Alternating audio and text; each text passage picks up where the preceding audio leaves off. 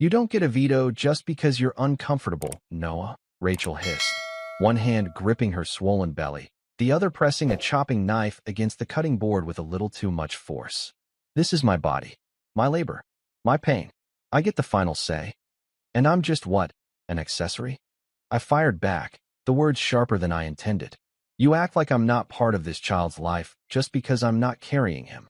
She dropped the knife. The clatter echoed through the small kitchen, bouncing off our white tile backsplash and the silence we'd been collecting for weeks. I'm the one who's exhausted, bloated, throwing up every other day, while you sit there skimming baby name books like it's a crossword puzzle. She jabbed a finger toward the table. You want to name the baby? You can carry the next one. Don't, I warned, voice low. Don't reduce me to some bystander in this. Just because you're mad, I won't roll over and clap for every decision you make. Rachel narrowed her eyes, brushing past me to grab a glass from the cupboard, her shoulder brushing mine just hard enough to make a point. You've been difficult since we started this pregnancy. If it's not the baby shower colors, it's the car seat. Or my doctor. I've been trying to be involved. I exploded, trying not to make everything a battle.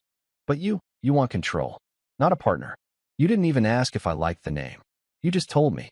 Because you act like everything needs a roundtable discussion, she snapped. Some things, Noah, just are. And I don't want to waste energy debating with someone who's only halfway invested. My mouth fell open. That was the one I couldn't let go. Halfway invested? I repeated, stepping in closer. I'm the one who rearranged my entire work schedule for your appointments. Who gets up at 2 a.m. when you can't sleep? Who hasn't seen a poker night or a peaceful weekend since the second we saw that double pink line? Her jaw clenched, but she didn't back down. You think doing the chores and rubbing my back makes you super dad? She snapped. This isn't about duty, Noah. This is about instinct. I feel what this child needs. And I don't. I stepped back, disgusted. You want to name him without me? Fine. But don't pretend it's about maternal instinct. It's about power. You're not naming a baby. You're planting your flag. That one hit. She flinched, barely, but I caught it. Rachel turned, glass in hand, and walked out of the kitchen without another word. Her steps were steady, confident, like she'd won something, like she didn't need my agreement, only my silence. The kitchen clock ticked. The soft hum of the fridge filled the space she'd left behind. I sat down at the table, staring at the dog-eared name book. My thumb landed on a folded corner I'd marked days ago. Samuel. God has heard. Apparently, I hadn't been. And maybe that was the problem. I kept telling myself we were just having tension, not that something deeper was fracturing. But as I listened to her footsteps fade down the hall, I realized something cold had moved into this house with us.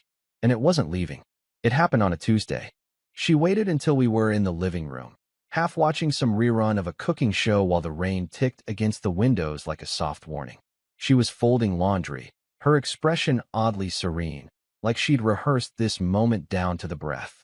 I've decided on a name, Rachel said lightly, almost offhand, like she was picking out cereal. I looked up from my phone, blinking. Sorry. She folded a baby onesie, blue, and laid it neatly on the coffee table. Derek. The name landed like a stone in my chest. For a second, I wasn't sure I'd heard her right. I laughed, not because it was funny, but because that was the only reaction my brain could muster. You're joking, I said, my voice dry. She smiled, still not looking at me. No, I've always liked that name. My pulse thudded in my ears. Rachel, we talked about this. You said we'd decide together. She picked up another piece of baby clothing, smoother than before. And we did talk. You just didn't listen. That's when I knew she'd been waiting for this. She wanted this moment, not to share, but to control it. Her posture was too calm, her smile too steady. She wasn't announcing a name. She was delivering a verdict. You're naming him after your ex, I said quietly, the realization curling in my gut. She finally looked at me then, her expression unreadable. It's just a name. No, it's his name. My voice grew sharp. The guy you dated before me. The one I fought in college, remember? That guy. Rachel rolled her eyes and stood up, smoothing her sweatshirt over her bump. You're overreacting. No, I said, rising slowly. I'm reacting exactly as any husband would when he realizes his wife just declared their son will carry another man's name. Her arms crossed, chin tilting up like she was bracing for a storm but refused to be moved by it. You're being ungrateful. I'm carrying this baby. I'm doing the work. I'm the one giving birth. My hands clenched at my sides. So this is how it's going to be? You get to call the shots because you're the one suffering more? I'm not suffering, she snapped. I'm sacrificing. For this family. And you, her voice cracked, then rose again, brittle and sharp. You just want to fight over a name like it's some sports rivalry. I want respect. I shouted. I want to feel like I matter in this equation. Like you see me as the father. Not just some guy financing your solo mission into motherhood. Tears welled in her eyes, but it wasn't guilt. It was performance. Controlled. Timed. She turned away, covering her face with her hand as her shoulders began to shake. You're making me feel like the villain, she sobbed, when all I wanted was a peaceful pregnancy. That was the move. The checkmate. She always knew how to turn my anger into shame, how to make me feel like the aggressor even when she'd drawn first blood. And I, stupidly, painfully, backed down. I sat back on the couch, shoulders heavy. Fine, I muttered, voice drained. If it means that much to you, name him Derek. She didn't respond right away, just sniffled, wiped her face, and walked slowly toward the hallway. When she reached the doorframe, she paused, just long enough to twist the knife. Thank you, she said softly. I knew you'd come around. Then she disappeared down the hall, leaving silence in her wake. But this time, it wasn't relief that followed her exit. It was the certainty of something broken. I stayed there, staring at that folded onesie with the name I couldn't say out loud anymore. Every inch of our apartment suddenly felt smaller, tighter, like the walls had moved in a little more. And under all the confusion, one truth burned clear. That name wasn't an accident. It was a message. I hadn't planned to bring it up. Not that night, and not to Mark.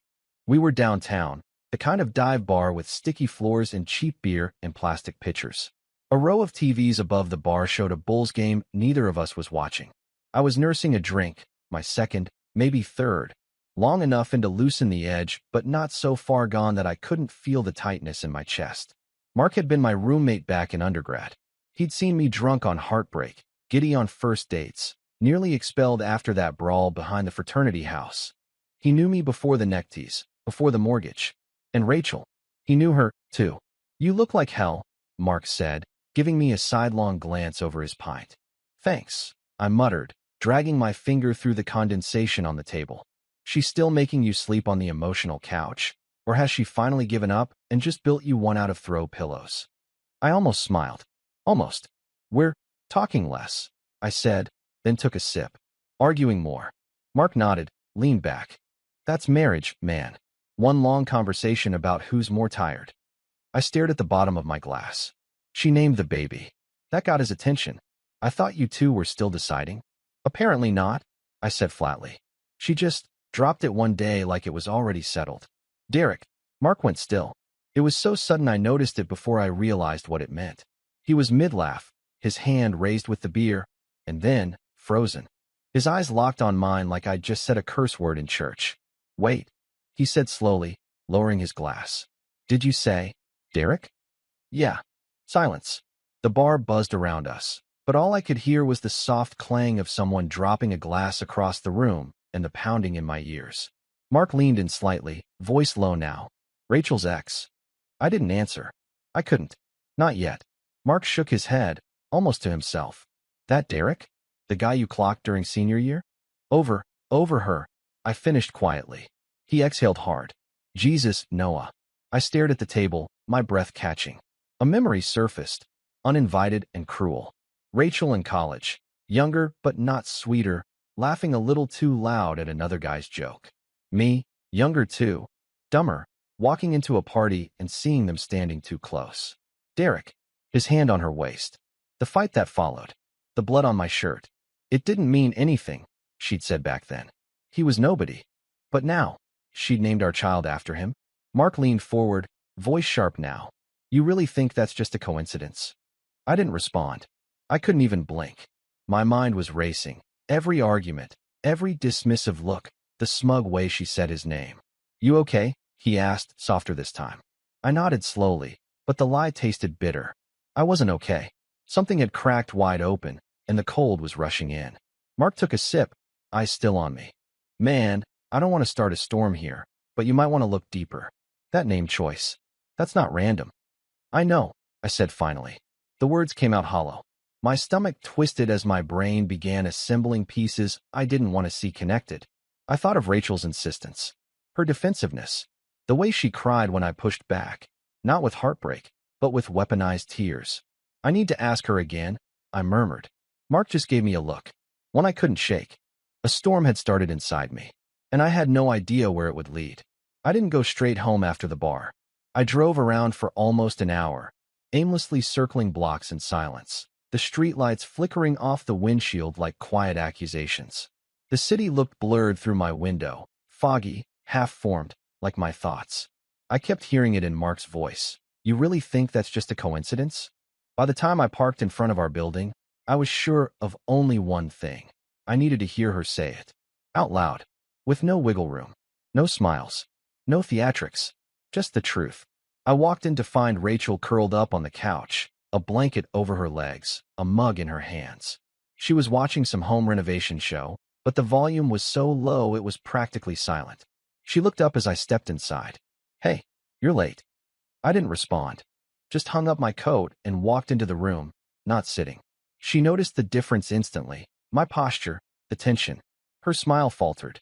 I took a breath. I need to ask you something. She blinked. Okay. I stood by the fireplace, keeping my voice even. The name. Derek. That's your ex's name, isn't it? She stared at me. Too long.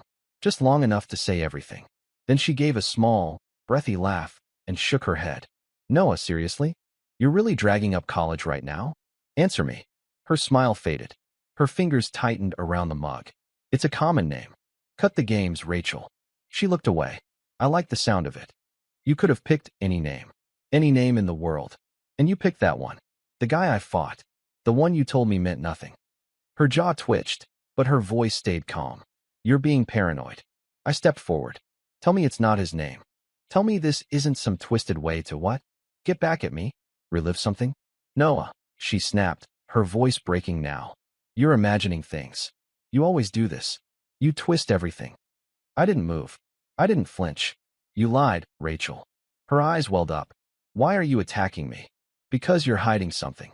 I'm pregnant, she screamed, tears spilling now, mascara streaking down her cheek. Do you have any idea what it's like carrying this child and being accused like I'm some villain? I shook my head slowly. I'm not accusing. I'm asking. And you're avoiding. She stood, trembling. You're stressed. You've been under pressure at work. You're projecting. That's all this is. I stared at her, heart pounding. You say I'm imagining things, but you still haven't said the words. She went silent. And then, voice barely audible, she whispered, I didn't think you'd remember his name. That silence. It shattered something in me. I turned away, needing distance, because if I looked at her much longer, I wasn't sure what I'd say. She started crying harder now, loud sobs echoing in the quiet room. I didn't do it to hurt you, she wailed. It wasn't planned. It just came to me and felt right. I turned back slowly, my voice cold. No, it came to you because you never let go of him. She covered her face with her hands, collapsing into the couch. Please stop. Please don't do this tonight. But we were already here, already past the point of retreat. I stood there, staring at the woman I married, the one I thought I understood. And in that moment, all I saw was a stranger who couldn't even say the name without lying first. The next morning, I sat at the kitchen table, staring into my coffee until it went cold. Rachel hadn't said a word since last night's blowout. Not a note, not a text. Just silence, punctuated by muffled sobs behind the bedroom door. I didn't chase her this time. Instead, I opened my laptop and started digging. It didn't take long. A few mutual acquaintances, a couple old contacts, and suddenly Derek wasn't just a name from my past. He was real again, living out in the suburbs with a wife, a mortgage, and a face I hadn't seen in over a decade. That face still made my knuckles itch. I didn't text him, didn't give him the chance to dodge. I just drove. His neighborhood was painfully domestic. Wind chimes, Halloween wreaths still hanging in November. Kids' bikes on the lawn. I sat in my car for 10 minutes before I could bring myself to get out. My heartbeat wasn't steady. It was erratic, like my body was trying to warn me, don't open this door. But I walked up anyway and knocked twice. Derek answered, and time didn't move. He looked almost the same, just slightly heavier, a little more tired. Still had that too-practiced smirk he used in college, the kind that made every girl lean in a little closer. "Noah," he said, blinking hard. "Wow, been a minute." I didn't smile. "We need to talk." He hesitated, stepping halfway out onto the porch. "Is everything okay?" I stared at him. "You tell me." His smirk faltered. "I want the truth," I said. "Did you and Rachel?" I stopped myself. My jaw locked. "Have you had any contact since college?" Derek's eyes darted away. That was the first crack. "Look, man, that was ages ago. Don't give me the time excuse," I snapped. "Did something happen?" He swallowed hard. "No. I mean, we bumped into each other a few times, but nothing serious." That answer wasn't clean enough. It had static around the edges. "You're sweating," I said, folding my arms. He tried to laugh, failed. "It's just warm out. It's November." He opened his mouth, just as a voice rang out from inside the house. "Who's at the door?" A woman's voice. Sharp. On edge. And then she appeared. Susan. His wife, I assumed. Blonde, mid-30s, hair in a messy bun and fury already lighting up her face. "Who is this?" she barked, looking me up and down. Derek turned, flustered. "It's no one. Just an old, no one," she snapped. "Is this about her?" I froze. Susan stepped onto the porch, glaring at him. "I knew it. I knew you were cheating. You've been hiding messages, acting weird." "Susan, stop."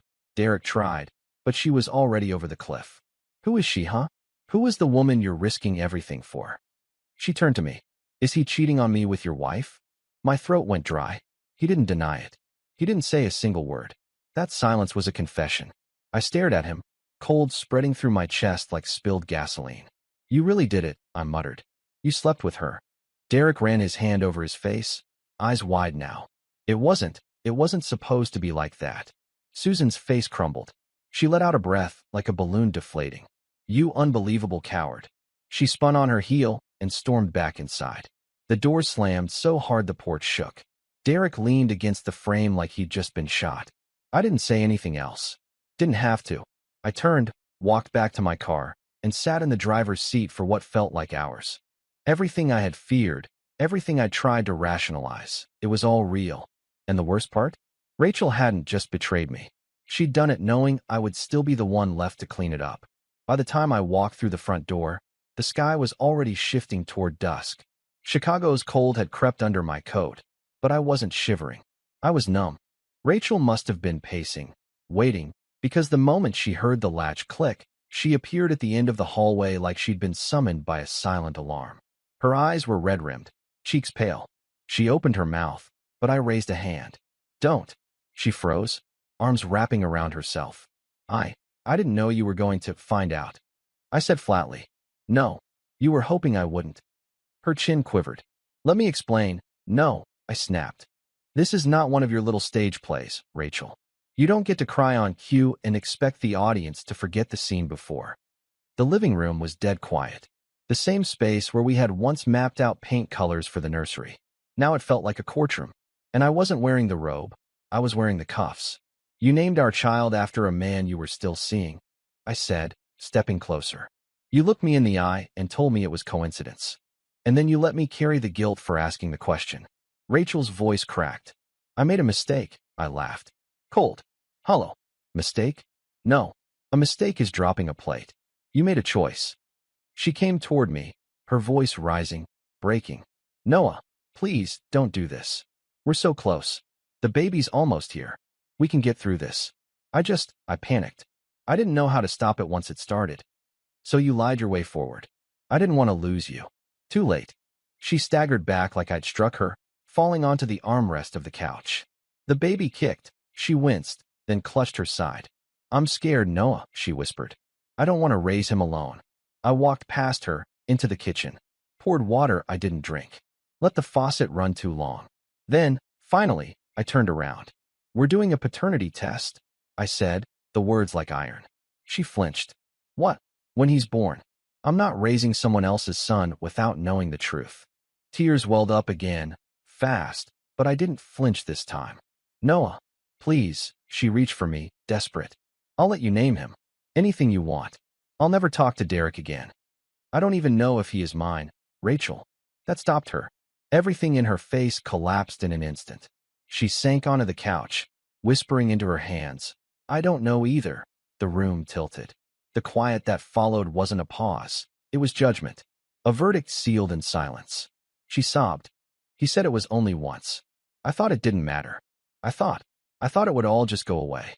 And you let me build a nursery with that lie hanging over our heads. I was trying to protect us. No. I shook my head slowly. You were protecting you. She looked up at me then, mascara streaking down her face. What happens now? I looked around at the house I once loved. The books we stacked. The framed ultrasound on the wall. The future we painted like it was certain.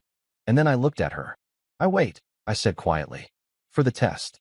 She opened her mouth again, but this time I didn't let her speak.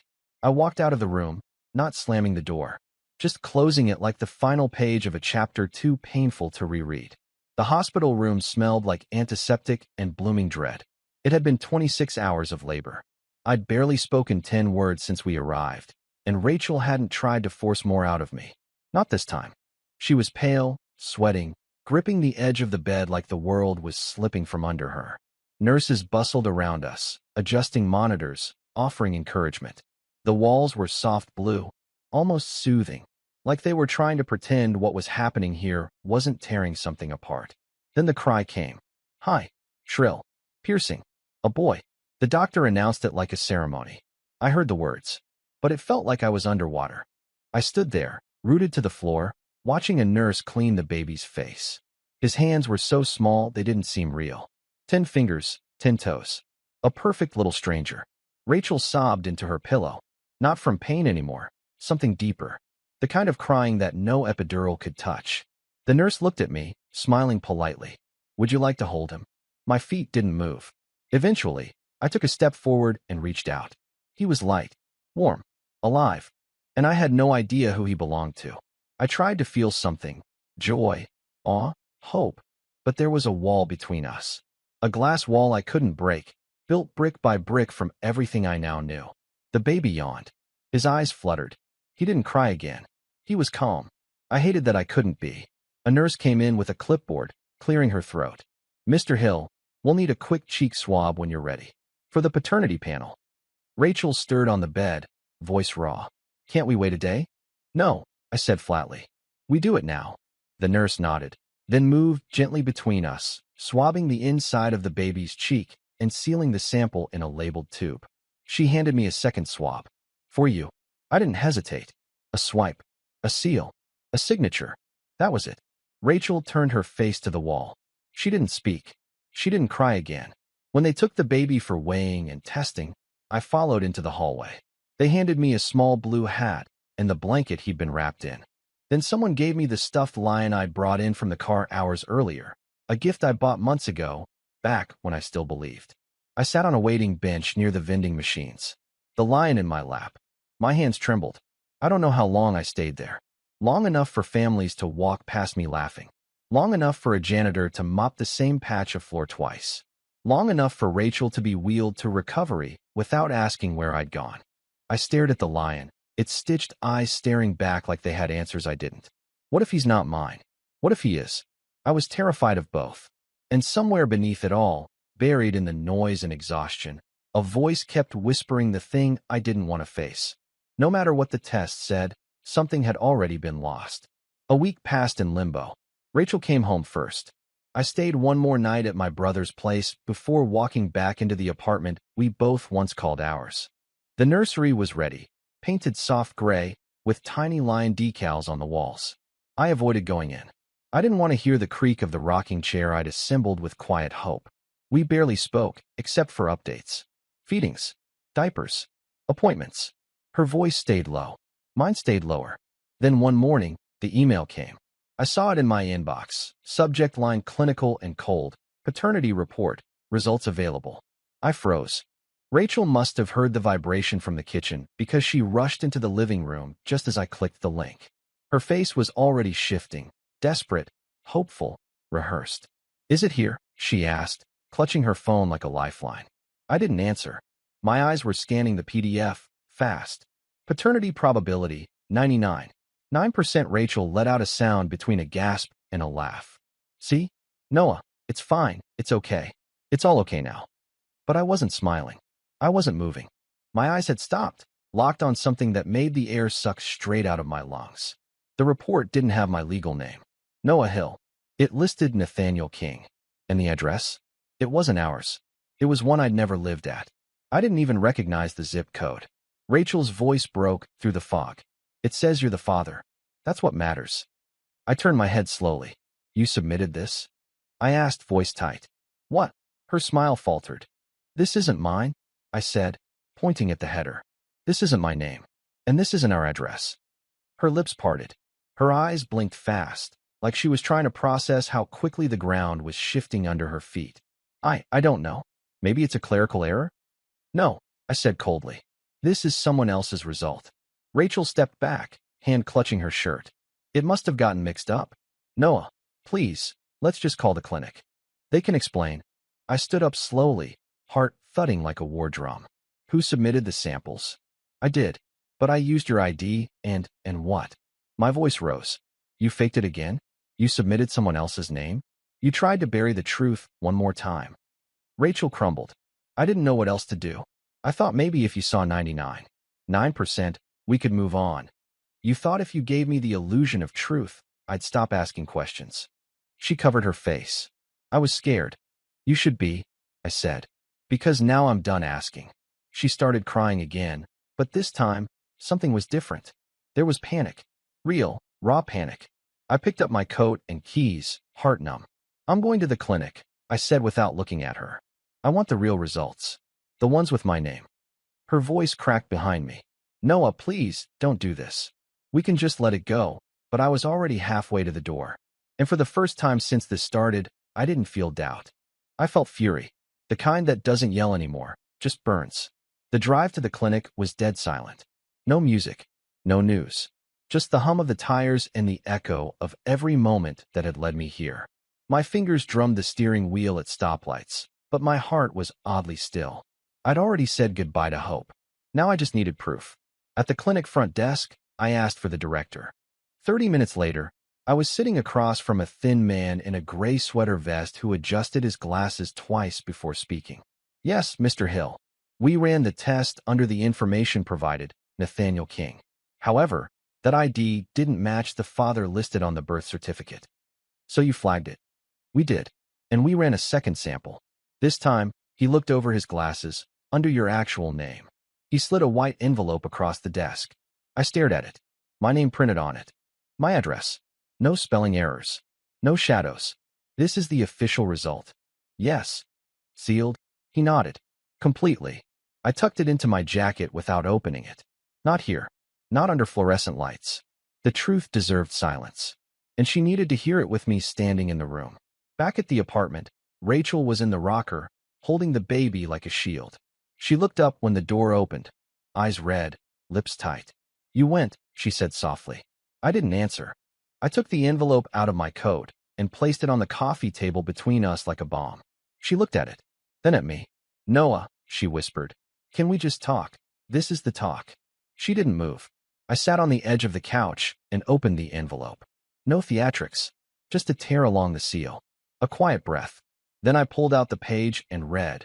Paternity probability, 0%. The words echoed louder than any scream could have. Rachel's hand flew to her mouth. The baby stirred but didn't cry. I watched her, calmly, as the world inside her crumbled. She let out a sound, half sob, half gasp, and dropped her gaze. I didn't know. I didn't blink. You didn't care? That's worse. I thought he was yours, she whispered. Until he wasn't. And then you thought I'd never find out. She broke then, truly broke. Her body folded over the baby, sobbing into his blanket, as if her apology could be woven into the fibers of the child's clothes. I was scared, she said through tears. I didn't want to be alone. I didn't want to ruin everything. You ruined it the moment you gave him a name you knew would gut me. I didn't mean to. Yes, you did. I stood. She looked up at me, hair matted to her cheeks, breathing in gasps. What happens now? I stared down at her, at the woman who once promised me forever. Now she was just someone I used to know, holding someone I never really did. I'm going to talk to a lawyer, I said simply. Her arms tightened around the child. You're really leaving? She whispered. I'm not the one who left, I said. You just did it quietly. She didn't argue. Couldn't. As I walked toward the door, she called after me, not with anger, but with that hollow desperation of someone who finally sees what they've done too late. Noah, please, he's still just a baby. I paused, hand on the doorknob, then turned slightly, eyes on the floor. He's your baby, Rachel. And I walked out. The hallway felt like air for the first time in weeks. Cold, honest air. Downstairs, I got into my car and just sat there, hands on the wheel. I wasn't sure what came next, but I knew what was over, and that was more clarity than I'd had in months. The courthouse smelled like paper and old grudges. I wore a navy suit that no longer felt like it belonged to a husband, just a man ready to end a chapter. Rachel sat 2 benches over, dressed in beige, small and tired. She didn't look at me. She didn't need to. The judgment was simple, clean. Papers passed back and forth. A notary's stamp. A digital beep on the clerk's laptop. Just like that, we were undone. I signed the last page, handed it over, and stood. No words. No final glances. Just the soft closing of a door as I left the courtroom, divorced. Outside, the cold hit hard. Wind rushing through the concrete canyons of downtown. I didn't shield myself from it. I let it cut. Let it sting. I needed to feel it, every inch of what I'd survived. Across the plaza, I saw a familiar figure leaning against a pillar. Susan. Her own divorce had finalized last week. She'd sent me a short message. Done. Feels like waking up from surgery. Now here she was, arms crossed, looking up at the sky like it might offer an answer. I walked over slowly. She turned her head, offered a nod. So, paperwork done? Signed and sealed, I said. No more Rachel Hill. Susan let out a short, breathless laugh. And no more Derek King. We stood in silence for a moment. Not mourning, just breathing. She looked at me. You ever think about how much time we lose pretending things are fine? Every day. Think you'll ever trust again? I shrugged. I'm still learning to trust myself. Susan nodded. That's a start. We didn't make plans. We didn't hug. We just shared a stillness, then drifted in separate directions. 2 people no longer tethered to the same storm. Rachel, meanwhile, moved in with her sister. A duplex on the west side with flaking paint and a sagging porch swing. She'd post filtered pictures of the baby, smiling, giggling, but the backgrounds always told a quieter story. Clutter, dim light, the silence of starting over with less than you expected. I didn't stalk her, but sometimes I saw glimpses. She struggled. Derek was gone, skipped town the moment his name hit divorce court.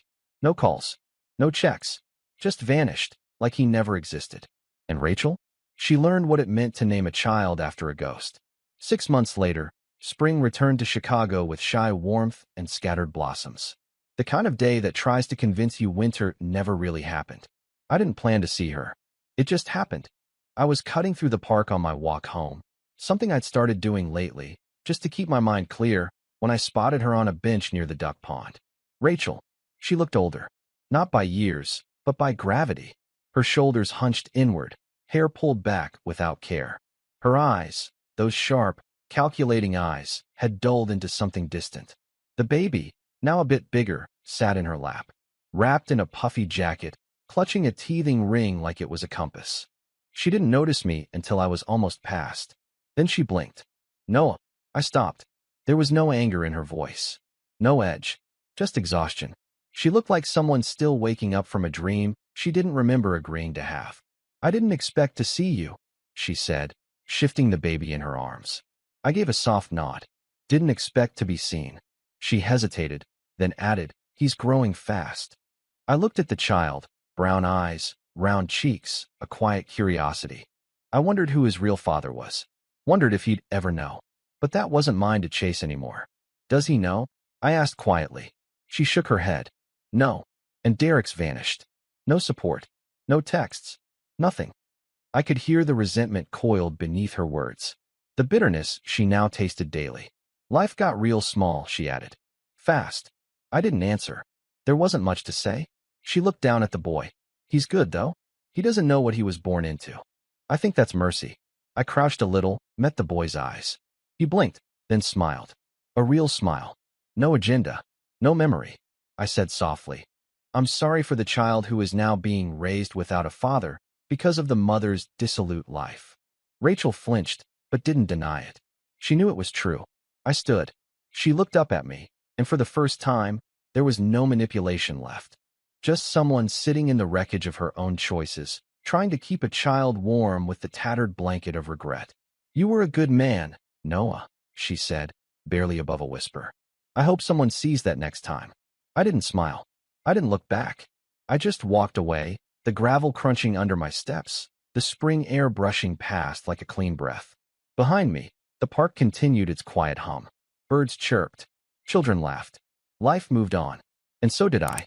Because in the end, truth always arrives. Sometimes in an envelope, sometimes in silence, but always with a cost. Like that. You want a controllable populace by and large. And I think that is a big reason why people don't talk about money. It's actually that we have been programmed to be more malleable sheep in many ways, not because people are evil at the top, but because once we get power, we humans are a little funny. We don't like to give it up. No matter who we are, I would probably be the same. And so that centralization of power, we start to think, I know better. You poor person, let me give you some charity. You can't figure it out. And instead, we should be saying, you are just as capable as I am, and I would probably be you if I lived your life. And so instead, why don't I transfer some knowledge, because that's where money starts. Yeah. What about people right now who are looking at the situation and just like, the economy's in a bad place, we're super worried. Paint us a picture of where America is right now. Well, let's talk first. We'll talk about how it's tough, and I'll be honest, and then we can talk about solutions. So I promise I won't leave you in a doom scroll. But here's the truth of what's happening in the world right now. If you're young people today are upset about what's happening in the world around them, and I understand why. You have wage stagnation. So we basically have not made any